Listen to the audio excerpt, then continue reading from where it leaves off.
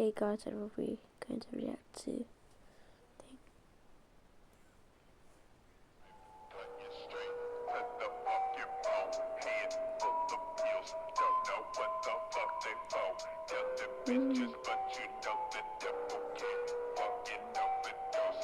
She got slapped. Punch.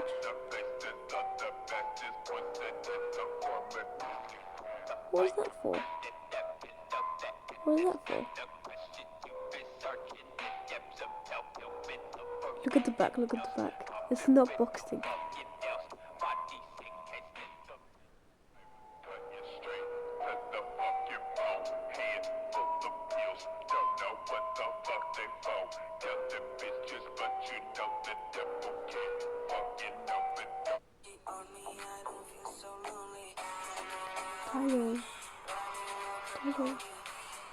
Tyler. Oh.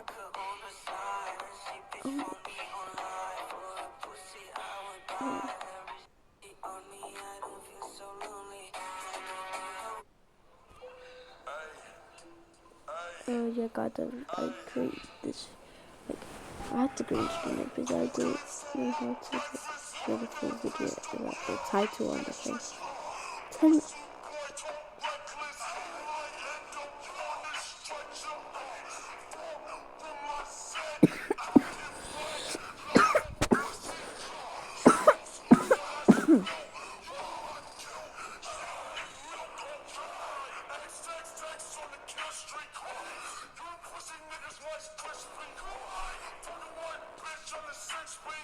Like, we just got up. Oh. I'm not gonna lie, that now my neck hurts, God, I'm not going to lie. I can't feel it.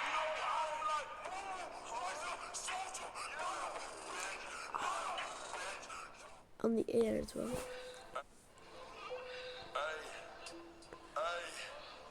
Ooh.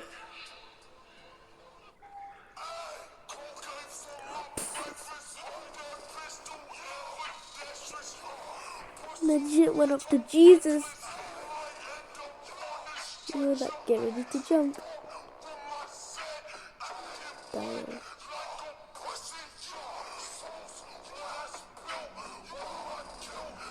Shortcut dance.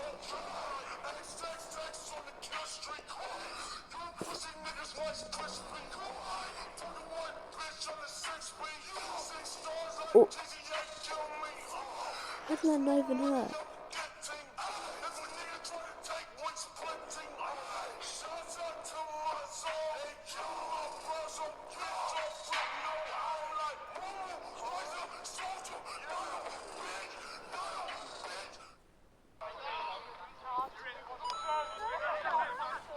Oh, oh.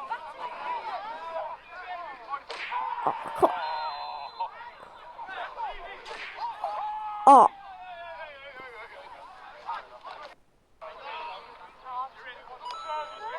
Oh, hold on, wait. Let's see that again.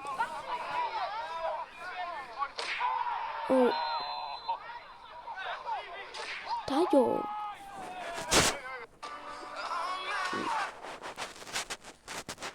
Okay, so yeah, guys, let's push this. We're not getting like the bouncy. What is this?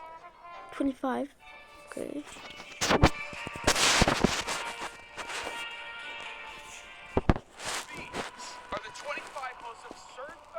Ah. Guys in football. It was a matchup between Everton and Spurs during the 2019 season. And in 78 minutes, Sun caused one of the most yes, that's nothing. injuries imaginable. Oh! Look at his neck. Look at that. Like, not the left one, the right one. Like, his foot was twisted around.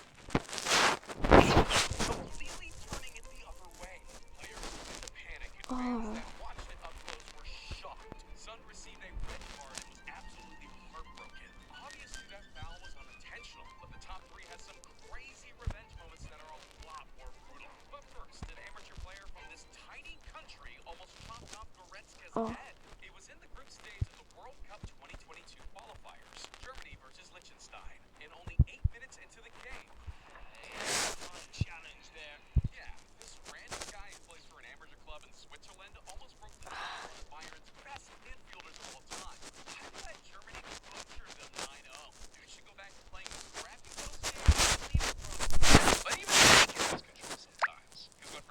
Totti did the Mario Balotelli didn't only send him off, it also got him a 4-match ban. Lol. It was the 2010 Coppa Italia final. I want to be a footballer.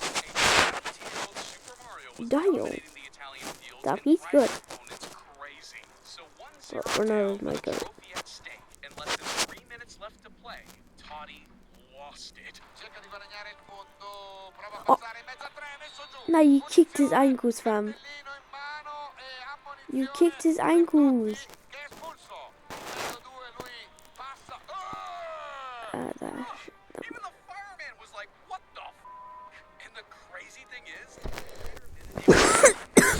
he wanted to Balotelli for insulting him for years. And I guess De Jong held a grudge against Xavi Alonso for some reason.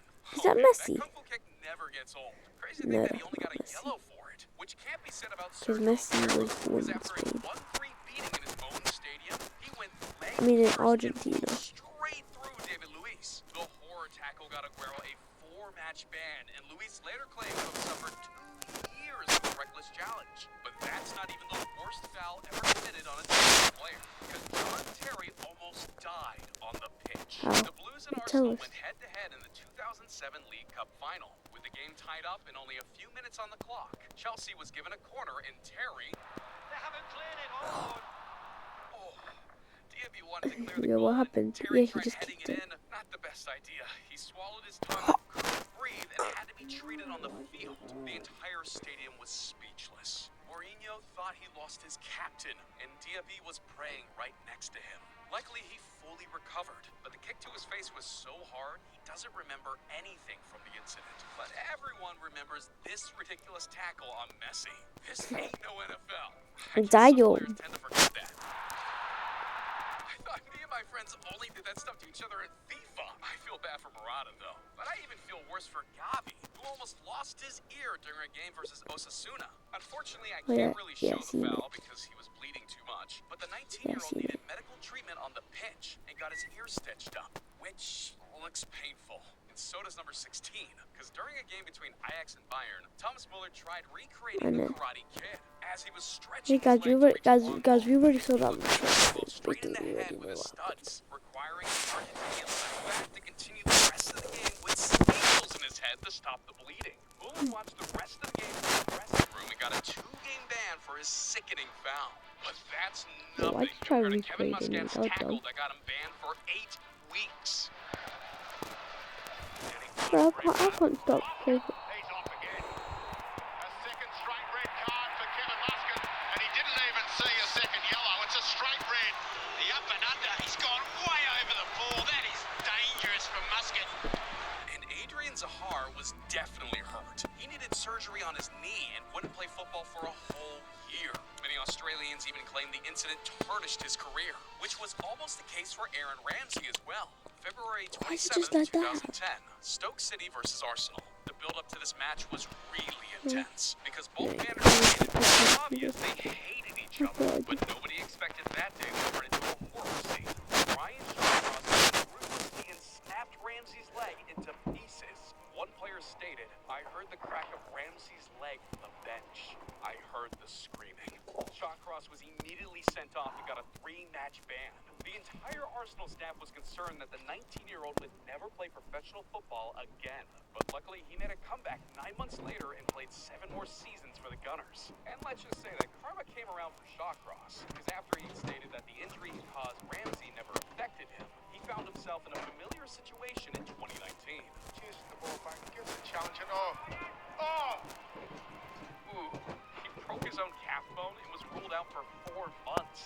And at number 12, this player from Honduras didn't injure 1, but 2 players at the same time. Vamos a ver qué pasó con André Orellana. Ahí va.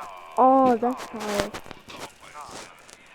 Esto no solo es para rojo. That's actually kind of funny. Inconcebible que una Like, how are you knocking 2 players? Luckily, he got sent off, and so was Trigueros. This heavy challenge on Barcelona captain Lionel Messi meant that Trigueros was shown a straight red card. Dude almost broke the goat's ankle. Now I understand why he has his legs insured for $750 million. And with that, Damn. so I know, it's what with this vicious kick to the face. Oh. Clearly aimed for his head. And Paulista aimed for Vinicius' ankle. I didn't get it. Why is everybody getting? But this dude should be banned from the Sunday League. And at number 7, we got another dude trying to smash Messi's ankle. At least Lopez later denied intentionally stomping on it. Otherwise, he would have been in trouble for sure. And talking about trouble, Oh, but that's the challenge. Certainly late. If that was the other guy, that I would have outrageous felt foul happy. on Tiabi's ankle resulted in 3 different surgeries and an 8-month recovery period. But he never really got over it, because the French midfielder eventually spent 1,747 days off the pitch, which is almost 5 years, making him the record holder for having missed more playtime than any other football player in the world. Someone who walked a similar path is Jesse Rodriguez, because the kid who was once considered the next Cristiano Ronaldo got his career completely ruined in 2014. As he ran toward the corner flag, he got hit by Kolasinac, who then fell onto his knee. Looking at his face, it was obvious things were serious. His anterior cruciate ligament was torn to pieces, and he was sidelined for 9 months. After Ew. that, he was never the same again. Why do you feel bad? Transferred to one club to the other. Now plays for Los Palmas in the 2nd Spanish League. But at least he wasn't as close to having his foot amputated.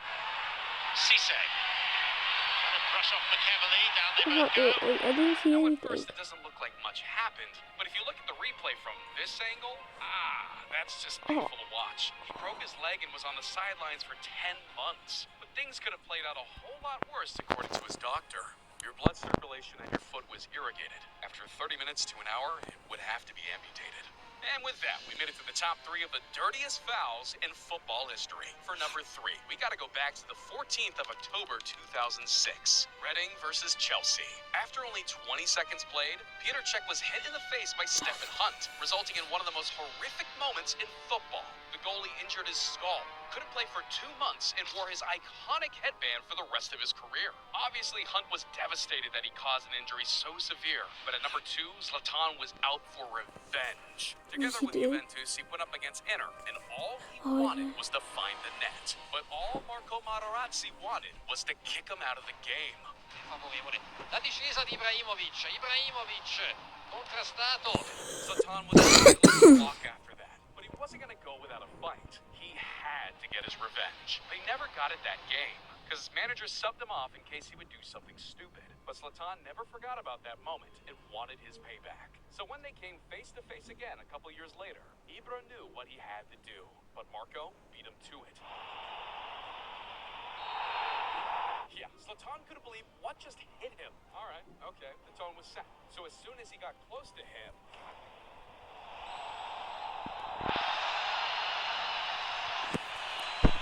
oh my God! That kick to the chest, an elbow to the face, put Marco in the hospital. But our number 1 most brutal foul almost ended someone's life. To understand the rivalry between these two, we need to go back to 1997. Alfie was playing as a right back at Leeds, and Roy Keane was one of United's best midfielders at the time. As Keane was going for goal, Holland stopped him, causing him to hit the ground and scream to get medical attention. Holland Sr. thought Keane was faking an injury to get a penalty, so he stood over him screaming to get up. But what he didn't know is that Keane actually tore his ACL. Keane missed the rest of the season and never forgot about what happened that moment. So when the two clashed again 4 years later in April of 2001, Keane was out for revenge.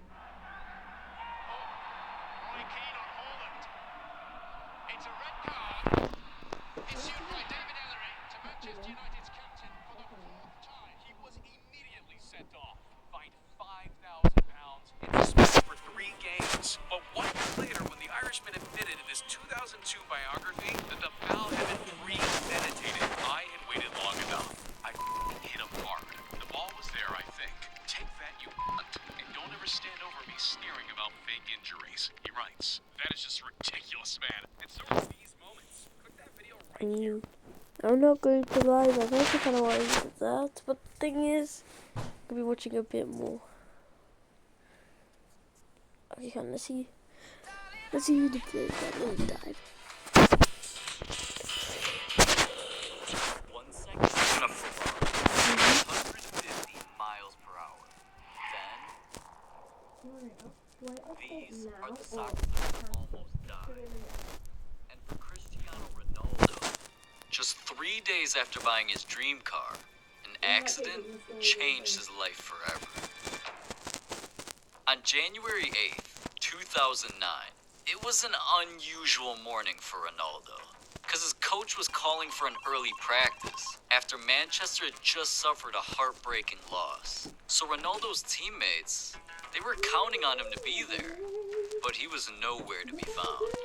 See, Ronaldo, he overslept, and eventually he woke up and see all the notifications. So he jumped out of bed early. Now we all know Ronaldo takes his game seriously, so not showing up to a practice, that was unacceptable.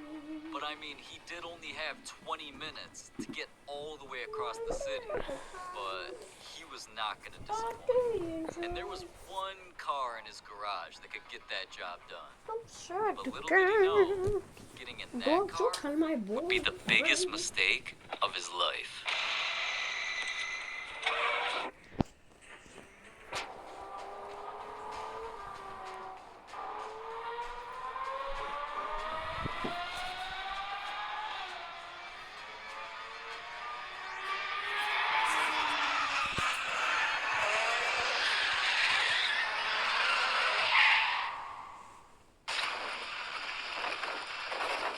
I'm not gonna lie, that sounded kind of fake, Damn, but that man. looks real. Ronaldo was just starting to make a name for himself, and now he was crawling out a Ferrari that was completely total.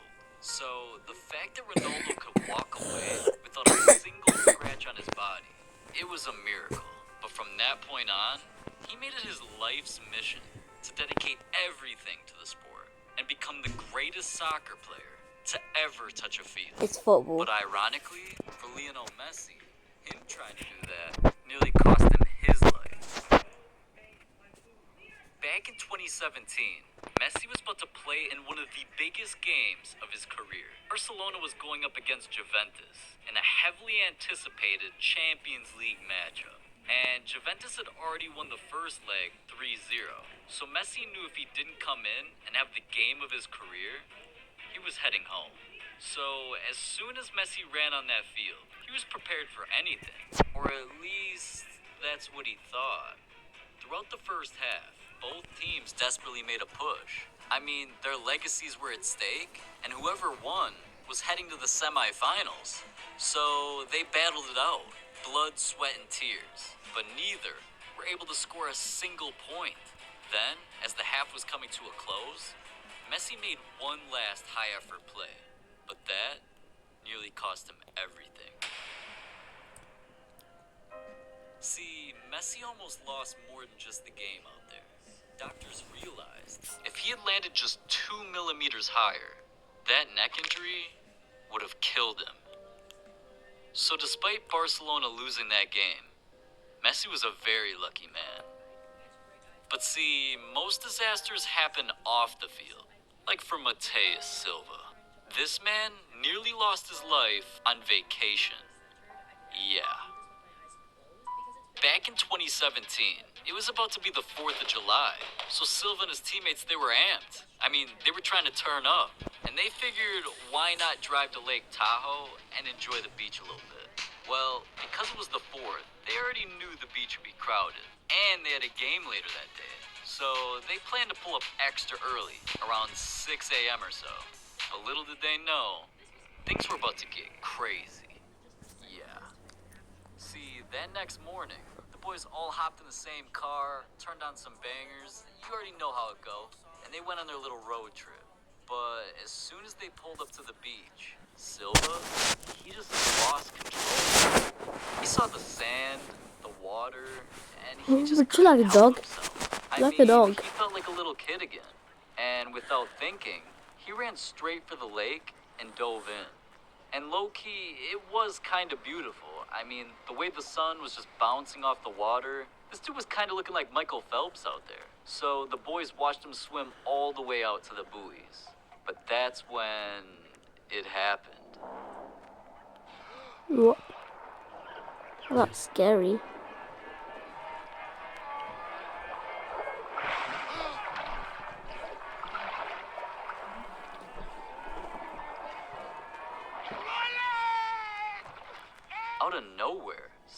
started screaming for help.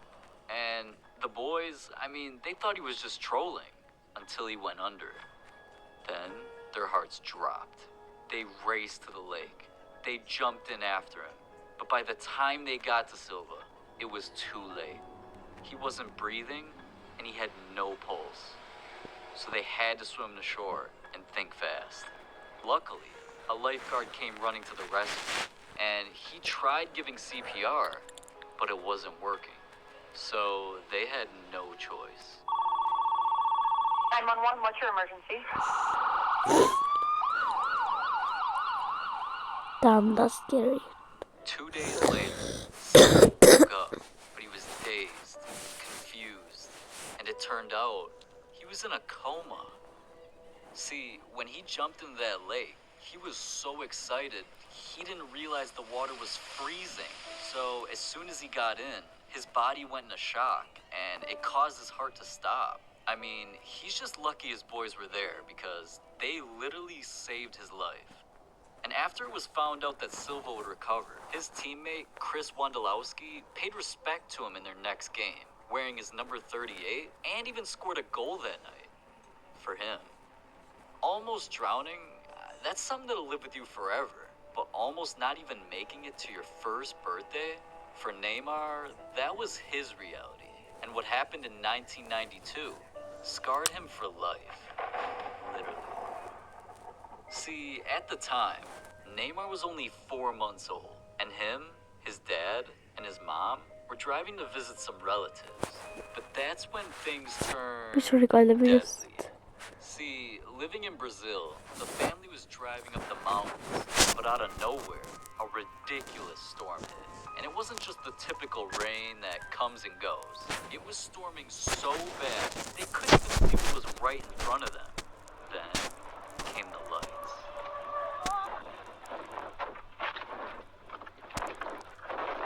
Don't know, that was a The cool family movie. was in an accident, and everybody, I mean everybody, was hurt. And even though it was storming, Neymar's dad remembers everything as it happened. He said, "A car came towards me. I tried to swerve, but it hit us full on my door side. My left leg landed on top of the other, dislocating my hip, and I was desperate. I said to my wife, I'm dying, but my worst fear was the next thought in my head. Where was Junior?" See, the car was hit so hard that Neymar literally disappeared, and the family had no idea where he went. His dad looked everywhere, inside the car, on the street, outside the car, in the bushes, nothing. They couldn't find him. They didn't know what to do until they heard crying. It was Neymar, and he was trapped. His dad looked underneath the driver's seat, and there he was, covered in blood. Neymar's head was cut from a piece of glass. So the family, they had no choice. They immediately rushed him to the hospital. Neymar came face to face with death, and he wasn't even old enough to understand words or to even know what was going on. So when Neymar's dad found out that he was going to be okay, all he honestly could do was thank God. And from that point on, he knew Neymar was blessed. Now, as scary as Neymar's situation was, nothing compares to Angel Di Maria living every day with a target on his back. And lately, things have gotten he was gonna be okay. All he honestly could do was thank God. And from that point on, he knew Neymar was blessed. Now, as scary as Neymar's situation was, nothing compares to Angel Di Maria living every day with a target on his back. And lately, things have gotten so crazy, people literally came after his entire family. Yeah. At the beginning of 2021, Angel and his PSG teammates were all smiles. Their team was off to a great start to the season, and they were proving people wrong, yeah, but most thought it was a fluke. So when PSG came into a heavily anticipated match, they wanted to prove themselves. And throughout the first half, they started off in the lead 1-0. So things were looking up, but then what happened, nobody could have predicted. during the 62nd minute, phones of everybody on the team were ringing off the charts. I mean, it was crazy. Out of nowhere, Angel had to be escorted out of the arena in the middle of the game. What was going on? Well, his family was in danger. It turns out, some criminals had their eyes on Angel's house, and they knew when he'd be gone. As soon as they found out it was game day, they saw an opportunity, and they took it. While it was only Angel's wife and his 2 daughters at home, the criminals broke in and held them hostage. And they ran around the house, grabbing anything valuable that they could find. And that's when they stole Angel's entire $600,000 jewelry collection, hopped in a getaway car, and escaped like a GTA heist. And what's crazy is, this wasn't even the first time Angel's house was broken into. So immediately after this, he had no choice and hired security. It was more than his own life at risk now.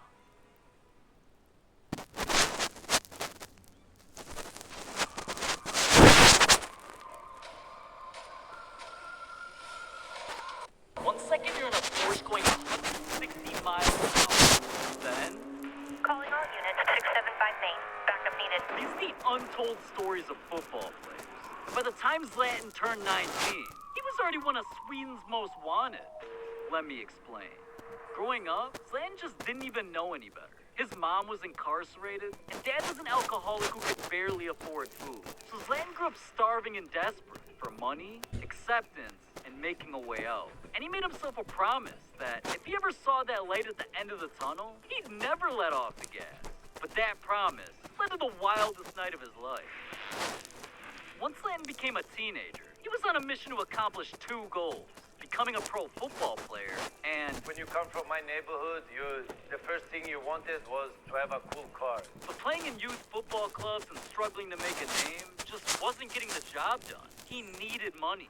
So in public, he started working at his local dock. But behind the scenes, he was living a double life. And just so he could eat, he started committing crimes, stealing bikes and shoplifting. But once he got his first taste of cash and the adrenaline that came with it, it became an addiction. So his football career began diminishing as his love for the game slipped. But his life of crime, it helped him survive long enough to accomplish one of his goals. I bought a Porsche Turbo with my last money. But right when he bought that, it became his biggest mistake. Was driving around. I was driving fast because I like the adrenaline. Then suddenly police was chasing me. So I ask you now, do you think I stopped or not? Okay guys, this is gonna be continued tomorrow. Guys, I hope you enjoy it. Bye.